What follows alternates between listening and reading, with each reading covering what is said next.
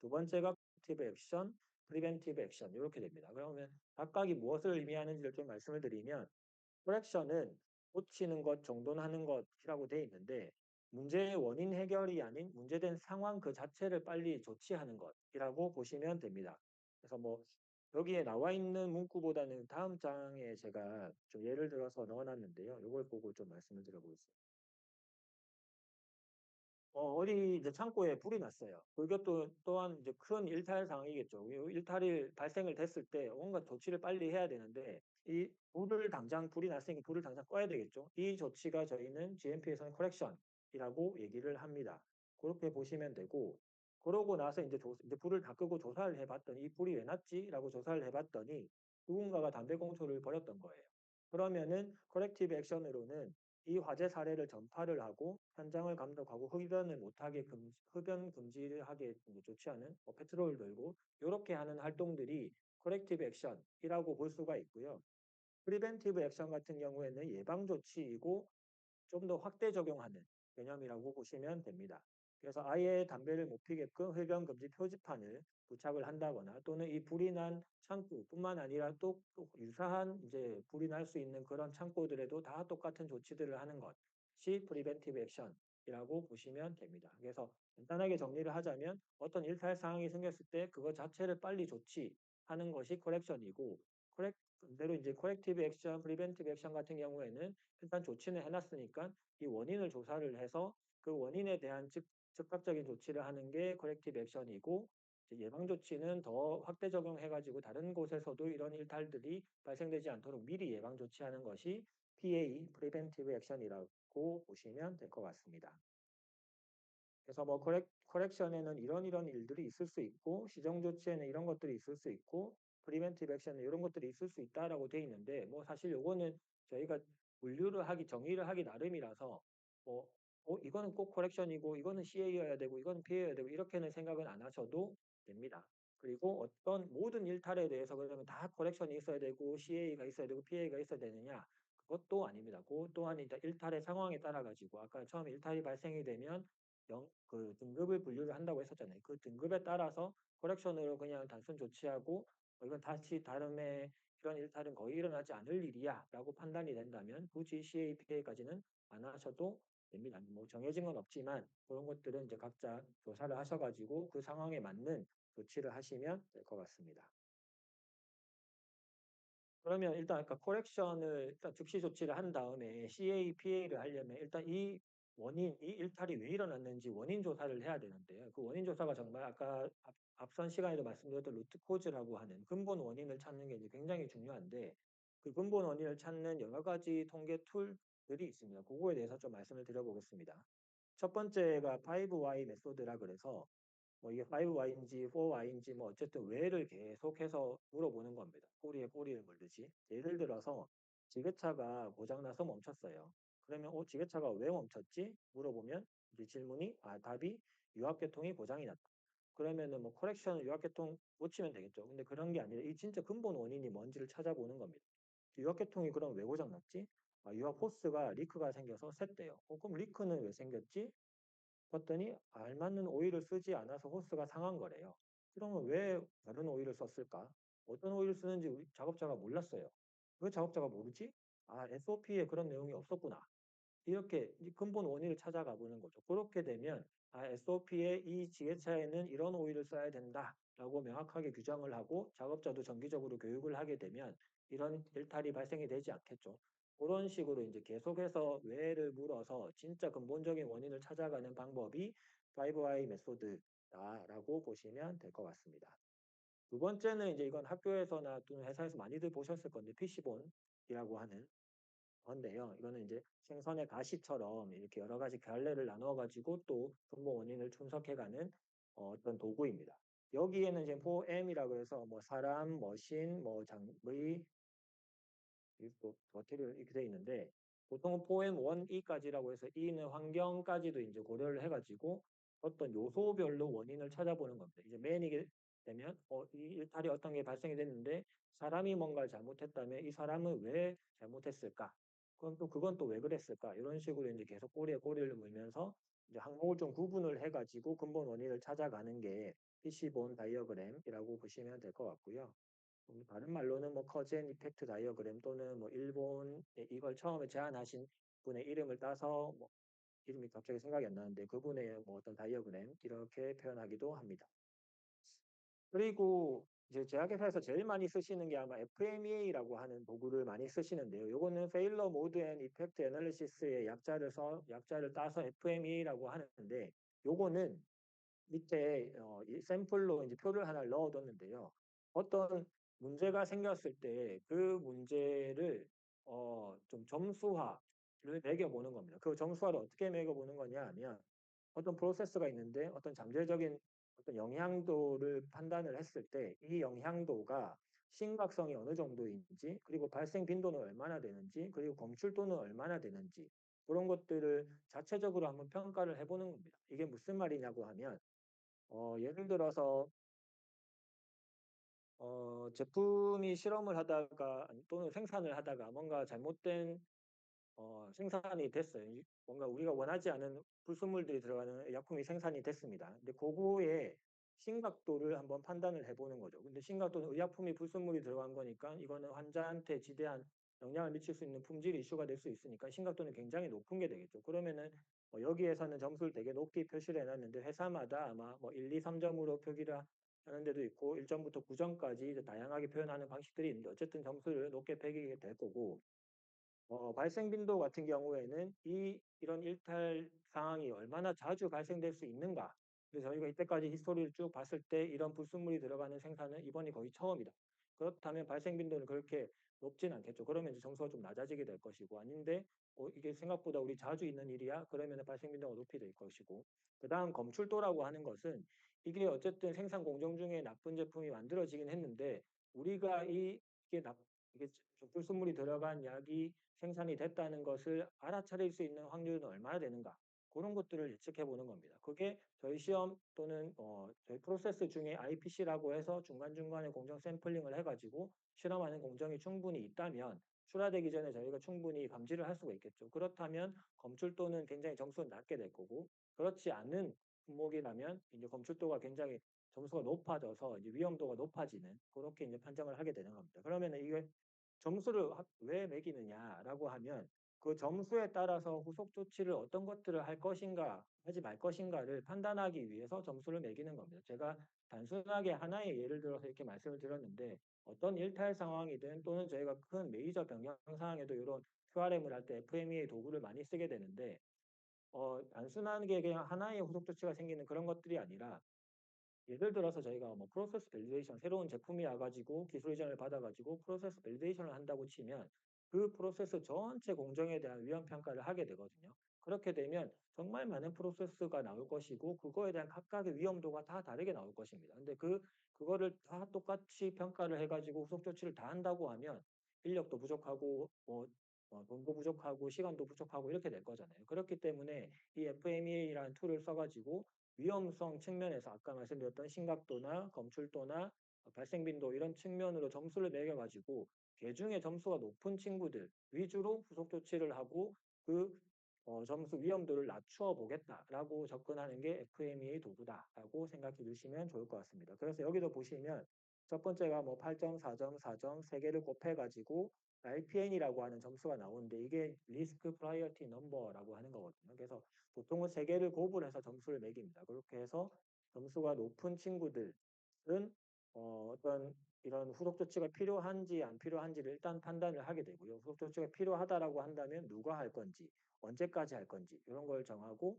그 후에 이 뒤쪽에 똑같이 이제 또 심각도, 발생 빈도, 검출도 이런 것들이 나오는데 요거는 또 이런 우리가 예상했을 때 이런 리스크가 있는데 이 리스크를 경감하기 위해서 우리가 후속 조치를 이런 것들을 했을 때 그 후속 조치가 잘 되었을 때 예상할 수 있는 RPN 점수를 다시 예측해 보는 겁니다. 낮춰줘야 돼. 당연히 경감이 돼야 되겠죠. 그렇게 해서 점수를 봤더니 또 24점까지 떨어졌어요. 그러면은 우리는 요 정도 리스크는 테이킹할 수 있을 것 같아라고 이제 수용을 하게 되는 거고 그렇게 후속 조치를 했음에도 불구하고 점수를 매겼더니 우리가 후속 조치는 몇 점 이상은 합시다라고 이제 SOP에 정의를 해 놨는데 그 점수 밑으로 떨어지지 않는다.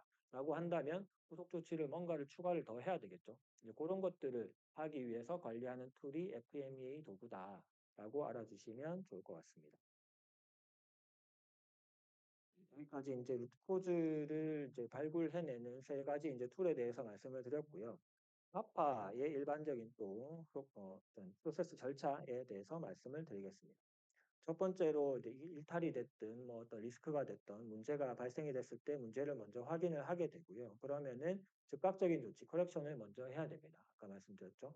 그러고 나서 이 문제가 생긴 원인, 근본 원인을 5Y 메소드나 PC본이나 FME를 통해 가지고 원인을 조사를 하게 되고 그 원인 조사 결과에 따라서 CA를 실행을 하게 됩니다. 그리고 CA를 하고 났을 때 이 과연 CA, PA가 유효했는지 다음에 진짜 이 동일한 일탈이나 OS나 뭐 클레임이나 이런 것들이 발생이 안 할 건지를 한 번 더 재평가를 하게 되고요. 그게 적절하다라고 판단이 되게 되면 마지막으로 리포트해서 이 카파는 완전 종료, 클로징이 됐습니다. 라고 일반적인 프로세스는 진행이 되게 됩니다. 저희 회사 같은 경우에는 이런 식의 프로세스를 거치고 요거 외에도 QSRP라고 하는 또 프로그램을 별도로 운영을 하는데요. 그거는 이제 퀄리티 시스템 뭐죠? QSR 리뷰 프로그램이라고 해가지고 저희는 QMS 시스템을 통해 가지고 변경 관리, 일탈 관리, 그리고 여기 나와 있는 카파, 리스크 이런 것들을 다 시스템을 태워서 이제 관리를 하고 있는데 그런 것들을 한 달에 한 번씩 정기적으로 다시 리뷰를 쭉 합니다.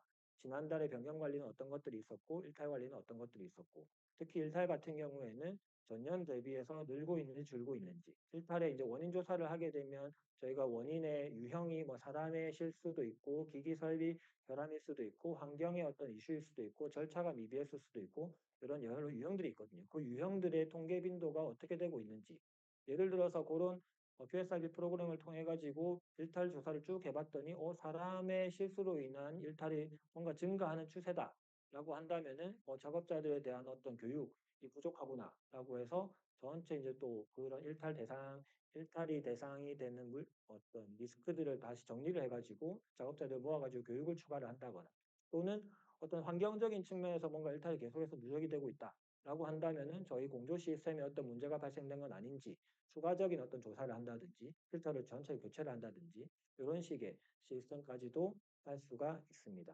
그거는 이제 저희 회사에서 하고 있는 예를 좀 말씀을 드린 거고요. 마지막으로 OS, OT 실험실 조사에 대해서 말씀을 드려보겠습니다. OS하고 OT는 OS는 Out of Specification의 약자고요. OT는 Out of Trend라고 하고 요즘에는 OE라고 해서 Out of Expectation이라는 용어도 쓰기는 합니다. 근데 사실은 뭐가 맞고 틀리고 이런 건 아니고 아마 각자 회사에서 OS, SOP를 아마 관리를 하고 계실 거고 OS, OT 정도까지는 거의 기본적으로 하고 계시고 OE를 관리하시는 회사도 있지만 그 OE의 개념은 OT에 같이 묶어서 하시는 분들도 있습니다. 그럼 그 정의가 도대체 무엇이냐를 보면 OS는 간단하죠. 실제로 그냥 시험을 하게 되면 저희가 시험 기준이라는 게 있는데 pH를 찍어도 pH가 뭐 7.0 기준이면 허용 기준은 6.8에서 7.2 정도 됩니다. 이렇게 이제 허용 기준, 시험이라고 하는 것은 다 시험 기준이 있는데 그 규격을 벗어나게 되는 게 OS, Out of Spec이라고 보시면 됩니다. OT는 Out of Trend라는 용어에서 알 수 있듯이 기준 내에 pH가 6.8에서 7.2 기준 내에 적합하긴 한데 이때까지 저희가 제품 실험을 했을 때 5년 이상 실험을 쭉 했는데 다 6.9에서 7.0 이렇게 나왔었는데 이번 제품이 갑자기 7.2가 나왔어. 근데 규격 안에 적합하기는 한데 이건 뭔가 이상하잖아요. 그런 것들을 미리 감지를 하고 조사를 하고 조치를 하기 위해서 정의를 내려놓은 게 OT다라고 보시면 됩니다. OE는 무엇이냐? expectation이 이제 예측이잖아요. 예상하고는 좀 다른데 그것도 사실은 뭐 트렌드에 벗어난 거랑 사실은 별반 차이가 없기 때문에 OE라고 하는 것을 별도로 규정을 해서 또 다르게 관리를 하시는 회사가 있는 반면 그냥 OT 안에 OE도 포함이 된다라고 해서 관리를 하시는 회사들도 있습니다. 그래서 그거는 아마 돌아가셔서 자세히 SOP를 보시면 정의가 다 되어 있을 것이고 그런 거에 대한 관리 절차도 아마 SOP에 나와 있을 것이라서 그런 부분 보시고 업무를 하시면 될 것 같습니다. 이때 내용을 쭉 읽어보시면 될 것 같고요. 그래서 OS와 OT의 적용 범위는 사실은 실험실에서 실험하는 모든 실험에 해당된다라고 보시면 되는데 첫 번째가 원자재 및 완제품의 시험 결과, 당연한 얘기죠. 그리고 공정검사, 아까 말씀드렸던 In Process Control의 결과도 OS, OT를 따를 수가 있습니다. 하지만 생산 공정의 조정을 위해 진행되는 분석의 경우에는 OS를 적용하지 않는데 이게 무슨 말이냐면 생산 공정 중에 뭐 pH를 조절할 수도 있거든요. 저희가 버퍼를 만들어 가지고 어떤 제품이 이제 생산 배양을 했는데 이 배양액이 한 8.0이 나온다. 그러면은 뭐 산을 넣어 가지고 7.0까지 조정을 한 다음에 다음 공정으로 넘어간다. 이런 것들이 이제 허가 사항에도 나와 있을 수가 있는데 그러려면 이게 8.0인지 9.0인지 알아야 되잖아요. 그럴 때도 이제 실험을 pH를 찍게 되는데 그때 기준이 벗어났다고 해서 이건 OS입니다라고 할 필요는 없다는 겁니다. 사실 너무 당연하죠. 이제 그거를 이게 pH가 얼마인지 저희가 안 다음에 허가받은 pH를 조정을 하기 위해서 찍는 중간 결과일 뿐이기 때문에 그런 경우에는 규격을 벗어나더라도 OS 처리는 하진 않는다. 이렇게 보시면 되고요. 그리고 시판 제품 및 원료 의약품에 대한 안정성 시험, 안정성 시험도 아까 이제 말씀드렸죠. 이게 가속 시험, 가혹 시험 뭐 이런 것들이 있는데 그 중에서도 가혹 안정성은 또 제외된다고 합니다.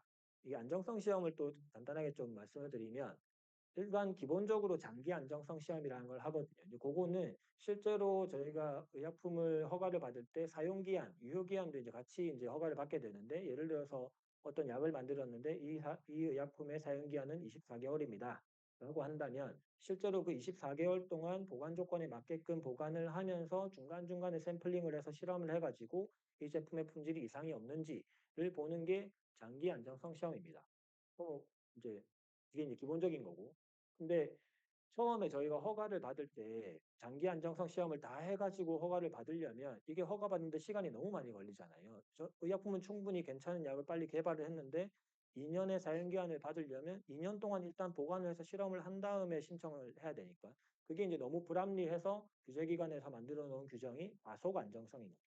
그 과속 안정성은 실제로 의약품을 보관하는 조건, 예를 들어서 뭐 냉장의약품이다라고 한다면 냉장에 보관하는 게 아니라 실온, 온도가 높은 곳에 좀 더 열악한 환경에 보관을 했을 때 3개월, 6개월 안정성 시험을 해서 적합하면 6개월이 적합하면 12개월 인정을 해주고 12개월이 적합하면 24개월까지 장기 안정성을 간접적으로 검증을 해서 인정해 주는 게 가속 안정성입니다. 근데 여기 나와 있는 가혹 안정성이라는 건 무엇이냐 하면 보통은 저희가 허가받은 이후에 가혹 안정성 시험은 하진 않고 보통 연구소에서 연구 개발할 때 가혹 안정성 시험을 많이 하게 되는데 어떤 게 있냐 하면 일부러 인위적인 의약품이 유통되는 과정 중에 가혹 조건에 노출될 수 있는 것들을 예측해서 미리 그런 가혹 조건의 의약품을 노출시켜 가지고 이 의약품의 품질에 영향이 있나 없나를 보는 것입니다. 근데 부족함이 날 수 있어요. 예를 들어서 빛에 노출시켜는 광학 안정성 시험을 했더니 한 몇 시간 만에 안정성이 뚝뚝 떨어지고 불순물이 많이 생겨났어요. 그러면은 가혹 안정성 시험으로는 부적합은 하지만 그거에 대한 후속 조치로 차광이라는 보관 형태를 바꿔버리면 빛에 노출되지 않게 하면 이 약품은 안전하게 유통이 될 수 있는 거거든요. 그런 식의 실험을 하는 게 가혹 시험이기 때문에 가혹 안정성 시험에서 시험 규격이 벗어난다고 해서 그거는 OS 해가지고 막 조사하고 이럴 용도는 아니다라고 이해를 해주시면 좋을 것 같습니다. 그리고 임상시험을 위한 배지에서 시험 결과가 부적합하더라도 당연히 OS 처리되고 조사돼야 된다. 아까 이제 제일 처음에 말씀드렸던 임상시험 의약품도 GMP에 준하게 관리를 해야 된다라고 말씀을 드렸었죠. 이제 그렇게 이해를 하시면 될 것 같습니다.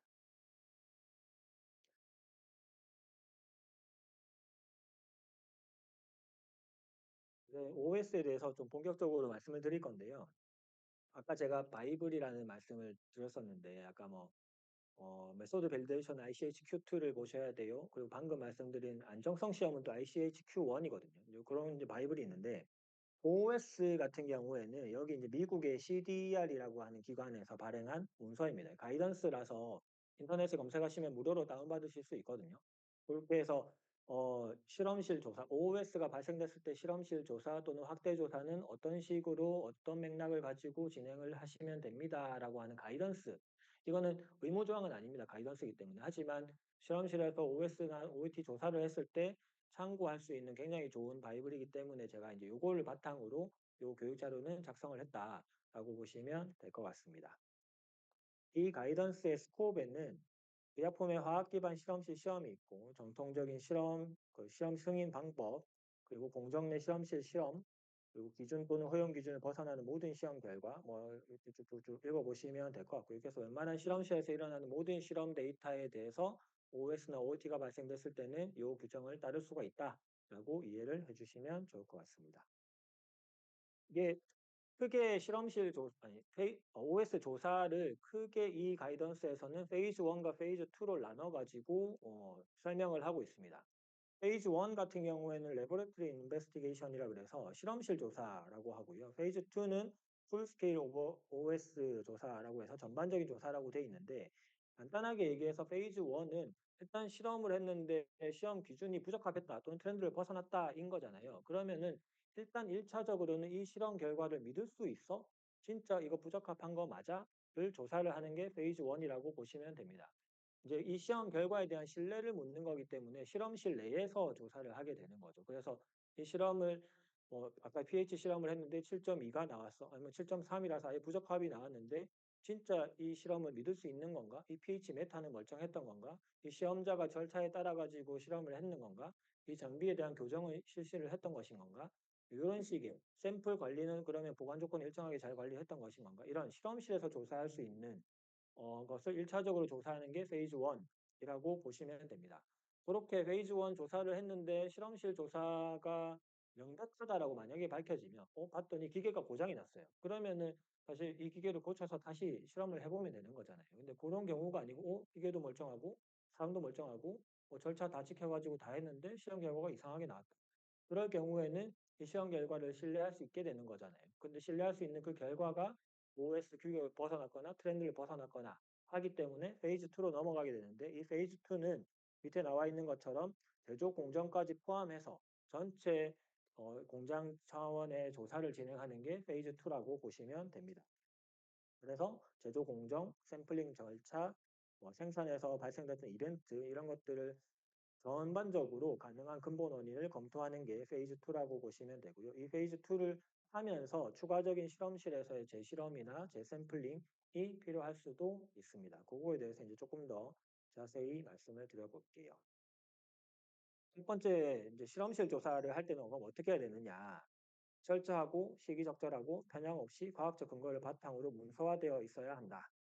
사실 너무너무 당연한 얘기기는 한데 이 문서화라는 게 사실은 좀 간과되는 경우가 많이 있습니다. 그래서 아마 자사의 SOP를 보시면 OS가 발생이 됐을 때 좀 실험실 조사를 해야 된다 이렇게만 돼 있으면 사실 문서화가 좀 어려울 수 있고요.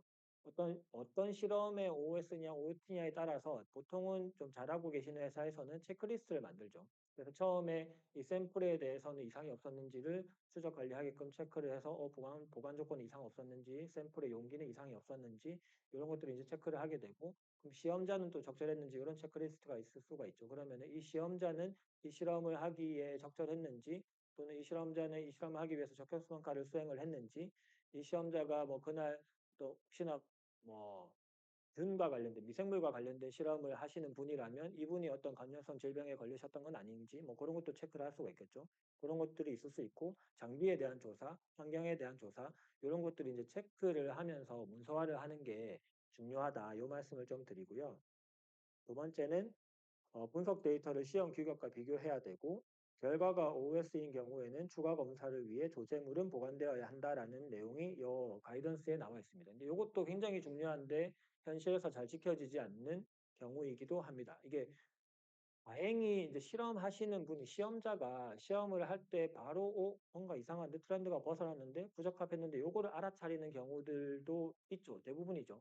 근데 그럴 때는 내가 실험하고 있는 이 검체가 잘 온전히 보존이 됩니다. 그러면은 이제 상급자한테 중간검토자한테 또는 부서장에게 보고를 하고 실험실 조사를 해서 나중에 필요하다면 다른 실험자가 이 똑같은 검체를 가지고 실험을 한다거나 추가적인 조사를 할 수가 있는데 보통 OS보다는 OT 같은 경우에는 시험자가 인지하지 못하고 그냥 성적 처리를 해 버리는 경우가 있거든요. 근데 중간 검토하시는 분이 중간 검토하다가 이게 내가 평소에 보지 못했던 트렌드인데 데이터가 이상한데?' 라고 늦게 인지가 되는 경우에 조사를 하기 위해서 "너 검체 어떤 검체 가지고 어떻게 했니?" 했을 때 이미 시험 다 끝나고 다 폐기되고 이런 경우들이 되게 많아요. 그러면은 조사를 아무리 하고 싶어도 이미 검체가 없으니까 이게 진짜 시험을 똑바로 한 건지 검체가 이상했던 건지 알 길이 없잖아요. 그렇게 되면 OS 조사가 굉장히 힘들어지거든요. 그렇기 때문에 아마 회사들마다 자체적인 어떤 규정이나 절차를 가지고 계실 건데 보통 저희는 전체적으로는 그렇게 운영을 하고 있습니다. 이 시험이 중간 검토가 완료되기 전까지는 절대 검체를 폐기하지 마라. 자체적으로 뭐 보관 조건에 맞게끔 보관을 해야 된다. 이제 이렇게 이제 하고 있는데 그런 부분들이 사실은 중요합니다. 그런 게 있고요. 그리고 위스탁 계약된 실험실은 조사를 검토하고 배치 승인에 최종 책임이 있는 품질 조직에 모든 데이터 결과 문서를 전달해야 된다라는 내용도 이 가이던스에 나와 있습니다. 이 페이지 1에서 시험자가 해야 되는 리스폰시빌리티가 있고요. 그리고 슈퍼바이저, 중간 검토자, 이제 검토자가 해야 되는 역할이 있는데 그걸 보시면 너무너무 다양한 내용인데 한번 읽어보겠습니다. 시험자는 당연히 적합한 기기를 사용을 해야 되고 적절한 기기의 성능을 확인을 하고 이상이 없는지 안 다음에 실험을 해야 되고 만약에 OS가 발생을 하게 되면 그 오류를 문서화를 해서 보통 OS도 QMS 시스템을 통해서 또는 OS 발생 보고서 이런 걸 통해서 OS 발생을 보고를 하게 되어 있죠. 그런 것들을 바로 문서화를 해야 되고 그리고 오류가 결과에 영향이 있을 경우에는 시험을 중단하고 바로 상급자에게 보고를 해야 된다. 이런 내용들이 이제 시험자가 실험을 할 때 갖춰야 되는 책임이라고 보시면 되고요. 그리고 중간 검토자가 OS가 발생이 됐을 때 조사를 할 때 보통 아니면 또는 뭐 OS가 아니더라도 시험 결과를 가지고 중간 검토를 하실 때 어, 가져야 되는 책임이라고 보시면 시험자랑 논의를 하셔야 되고 모든 데이터의 이상 여부를 보셔야 되고 예산 및 알고리즘이 올바른지를 확인을 하셔야 되고 기기 성능 당연히 보셔야 되고 그리고 시험에 사용된 표준품이나 시약이나 시액 이런 것들이 이상이 없었는지 조사를 하셔야 되고 시험법은 밸리데이션 되어 있는 시험법대로 했는지 그리고 절차대로 시험을 수행을 했는지 이런 것들 조사하는 게 당연하고 요 모든 것들을 아까 말씀드렸던 체크리스트 같은 형태로 문서화하는 게 굉장히 중요하고 슈퍼바이저가 가지고 있는 책임이다. 이렇게 알고 계시면 좋을 것 같습니다. 페이지 1에 대해서 좀 더 말씀을 드리면 결정적인 실험실 오류가 확인된 경우에는 아까 말씀드렸던 이제 페이지 1에서 종료가 되겠죠. OS 시험실 조사 자체가. 이거는 실험실에서 뭔가를 잘못했다. 그렇게 하면 사실은 이 시험은 무효화하고 재시험을 하면 되는데 이 또한 반복되면 안 되잖아요. 실험실에서 시험 결과는 한 번 나왔을 때 사실은 바로 신뢰할 수 있어야 되는데 그렇지만 뭐 기계가 고장이 날 수도 있고 사람이 실수할 수도 있으니까 시험실 조사에서 명백한 시험실 오류가 발견은 될 수는 있지만 그런 것들이 재발되지 않도록 학파를 하는 것 또한 굉장히 중요하다. 이렇게 알아두시면 좋을 것 같고요. 그리고 조사에서 OS가 명확한 원인에 의한 것으로 밝혀진 경우에만 무효화가 가능하고 그렇지 않은 경우에는 2단계 조사를 진행을 해야 된다. 너무너무 당연한 얘기라고 보시면 될 것 같습니다. 그리고 시험실 오류는 자주 발생되지 않아야 된다. 이런 게 가이던스이기는 하지만 이렇게까지도 얘기를 하고 있습니다. 뭐 당연한 얘기기는 하죠. 근데 하다 보면 발생이 됩니다. 이제 그런 것들을 어떻게 하면 아까 이제 저 루트 코즈 얘기를 말씀을 드렸는데 루트 코즈 조사를 할 때 사실은 제일 많이 오류를 범하는 거 그리고 제일 간단하게 하시는 것들이 시험자 또는 작업자의 오류로 치부하는 경우가 굉장히 많거든요. 이거는 우리는 SOP도 다 있고 이 장비 멀쩡한데 얘가 그날따라 뭐 전날 술을 많이 마셨는지 좀 정신이 없이 실험을 했나 보네.